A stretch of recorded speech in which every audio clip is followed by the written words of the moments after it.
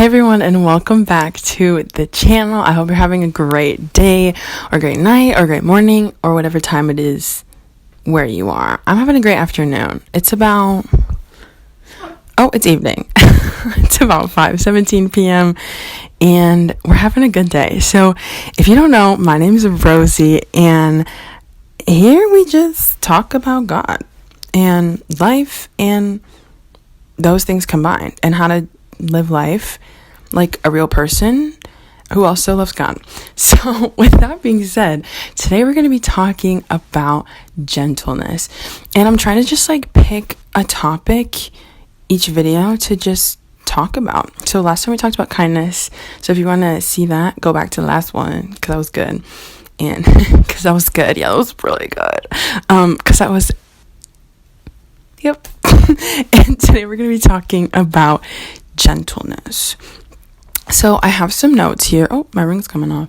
I have some notes here on my laptop, and I guess we can just get started. So I guess kind of unintentionally, I'm going through the fruits of the Spirit. So the fruits of the Spirit are love, joy, peace, patience, kindness, goodness, faithfulness, gentleness. We have a winner, gentleness, and self-control. So I'm really excited to talk about gentleness today because, as I had kind of mentioned in the last video, kindness was a way that I came to know God as a person and for who he is, and gentleness is another way that I came to know God as a person for who he is. And I kind of pair kindness and gentleness like this, they're kind of similar and the same in my brain.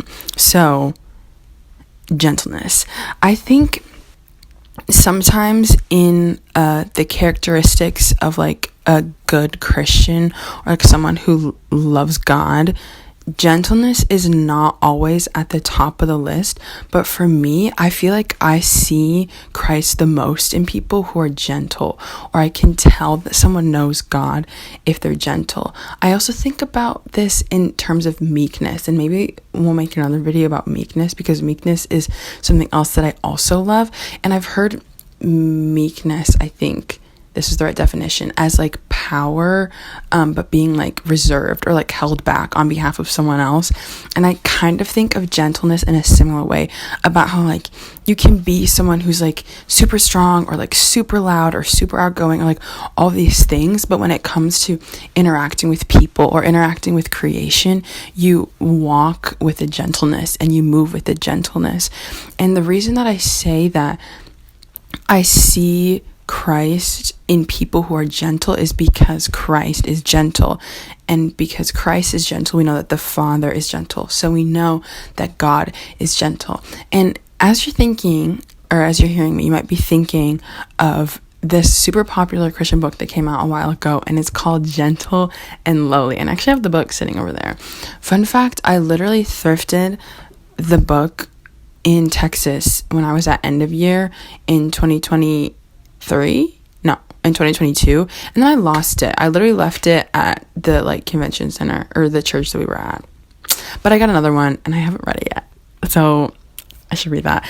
But anyways, the book Gentle and Lowly is talking about how Christ is gentle and lowly, and there's only one place in the Bible where Christ describes his heart to us. I'm pretty sure that's accurate. They say that in the book, and it's found in Matthew 11:28. Oh no, what? Matthew 11:28 and 29. And the verses are, "Come to me, all you who are weary and heavy burdened, and I will give you rest. Take my yoke upon you and learn from me, for I am gentle and humble in heart." So we can see here that that God is gentle in heart. And I just love that about God, because I think sometimes just as humans, we perceive God as someone who's big and mighty and huge, and because of those things we see him as far off, and we can't see him physically in front of us, we can't touch him, so we think that he's far and he's distant and he's just this huge person that's untouchable and all these things. But I love that Christ describes himself as gentle. He's yes, I'm God in the flesh. Yes, I literally have all power in the entire world, the entire universe ever. Everything bows to me and every knee bows to me. And yet, my heart is gentle. And I think that makes like Christ, and I think that makes God so worthy of being followed, of being known, of being loved, and of just like everyone knowing him, because everyone's gonna like come to Christ and like come to God or whatever, like in their own way. But I think he's so worthy of worship and so worthy of everything that we can give him, because he's God, but because of his heart and because of who he is, because he's gentle. So we know that God is gentle. And I want to read another verse that kind of shows us that God is gentle. And this is one of my favorite like verses, and it's found in Hebrew, and it's talking about like how Jesus is the great high priest, and then how there's like high priests that are supposed to like reflect and represent the great high priest.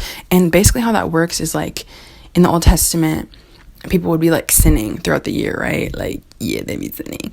And then the high priest was the person that was like the mediator between God and man. And they would come and they would sacrifice like animals, like clean, pure animals on behalf of all the people's sin. And they were like the mediator. And it was like the blood of these animals like covers the people, right? So Hebrews 5, this is where it's talking about this. Hebrews 5:2 is talking about the high priests, like the like humans, the people in the Old Testament who are high priests, right? And it says he's able to deal gently with those who are ignorant and are going astray, since he himself is subject to weakness. And the part that I love is it says he's able to deal gently with those who are ignorant and going astray, since he himself is subject to weakness. And this is talking about like the high priests who just like come from like humans and are just humans.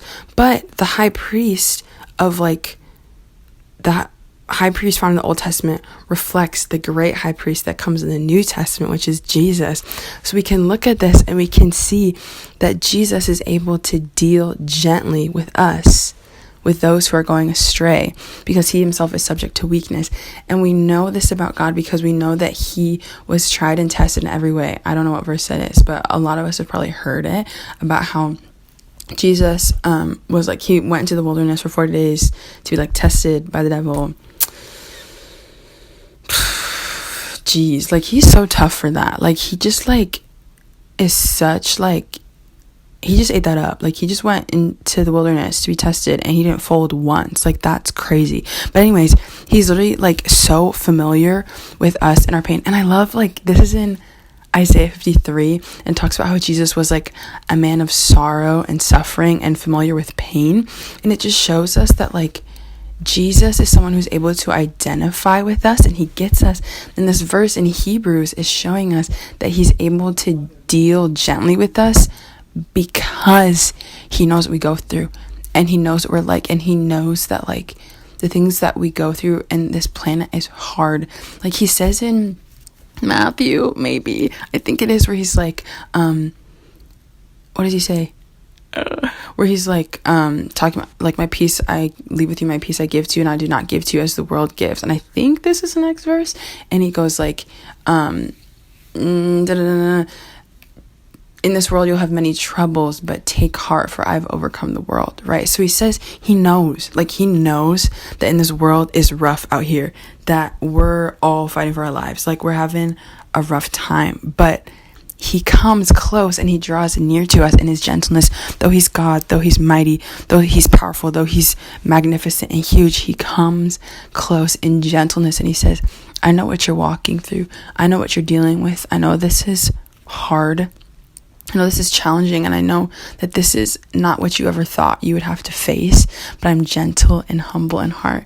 And he says, take my yoke upon you and learn from me, and I'll take yours, and we can walk. And he's gentle because he helps us carry our burdens, because he knows, because he's familiar with pain, and because he can identify with us in our weakness, because he came as a human just like we are. And doesn't that just show the gentle heart of God to come in close? I even think about the fact that he like describes himself as a father. Like he says, I am a father. Like that's just so sweet and so precious.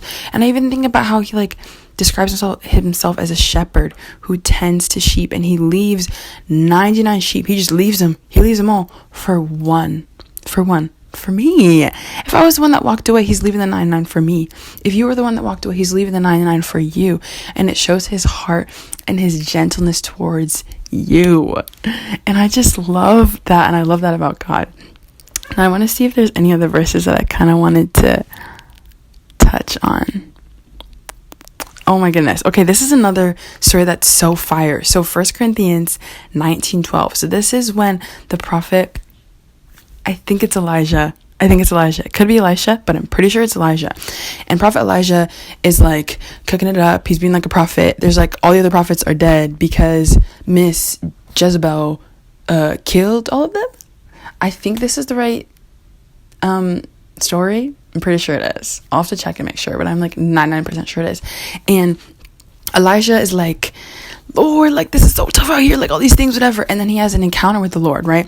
And basically how the story goes is like there's this like big like earthquake, and like Elijah's like, hey Lord, like it's tough out here, like what's going on? And then there's like this huge earthquake, and it's like shakes the entire earth, and like the mountains crack and everything. And then the verses say, the Bible says, but the Lord was not in the earthquake. And then there's like this big like rushing wind, and I think it's like fire. It might not be fire, it might just be wind. This like big like rushing, like, girl, let me just look. Let me just read it, because I'm making it up when I could literally just read it from the Bible.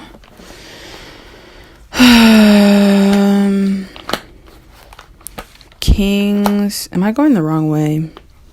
First Kings, Genesis, Exodus, Leviticus, Numbers, Deuteronomy, Joshua, Judges, Ruth, First and Second Samuel. Oh, Kings, we found it. First Kings 19. Here we are. Yay. Okay, so it says, this is verse 12. So this is First Kings 19, verse 12. After the earthquake. Okay, let me just back up. Verse 11.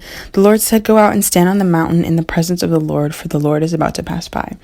Then a great and powerful wind tore the mountains apart and shattered the rocks before the Lord, but the Lord was not in the wind.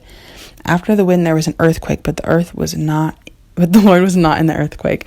After the earthquake came a fire, but the Lord was not in the fire. And after the fire came a gentle whisper. When Elijah heard it, he pulled his cloak over his face and went out and stood at the mouth of the cave. The voice said to him, what are you doing here, Elijah? And the story goes on, right? And this story is showing us that the voice of God, that God was not in these massive things. He wasn't in the huge wind, the earthquake, the fire, none of that. He was in the whisper. And not only the whisper, but the gentle whisper. He was in the gentle whisper.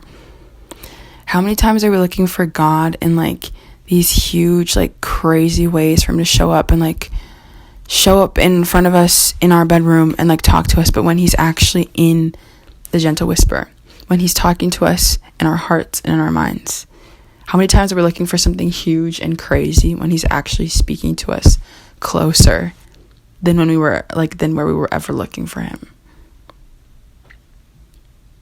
Man, I think that's even a word too, because it's like sometimes we're looking for God in like different ways and for him to show up in different ways, which he definitely can do.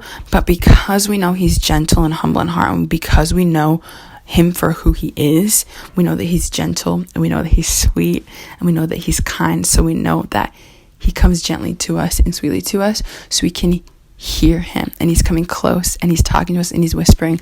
So we don't always have to look for these huge crazy signs, but we can listen for him to talk to us gently and sweetly and humbly like he does. And that's not to say that God doesn't speak in crazy and big ways, because we know he does, and he will do it. But this is just to say, let's look for him in the quiet ways, in the soft ways, in the gentle ways. So all that to say, God is gentle. He's gentle. Like God is gentle. Like, isn't that crazy? Another reason to love him. So if you take away anything today, just remember that God is so sweet, and he's so gentle, and like Just allow him to be different than maybe you ever thought he was. Remember that he's gentle. Remember that he loves you. And that though he's big and far off, he's close because he's gentle and he gets you and he knows you and he's close to you. So he loves you. I love you. Have a good week. That's that. Bye.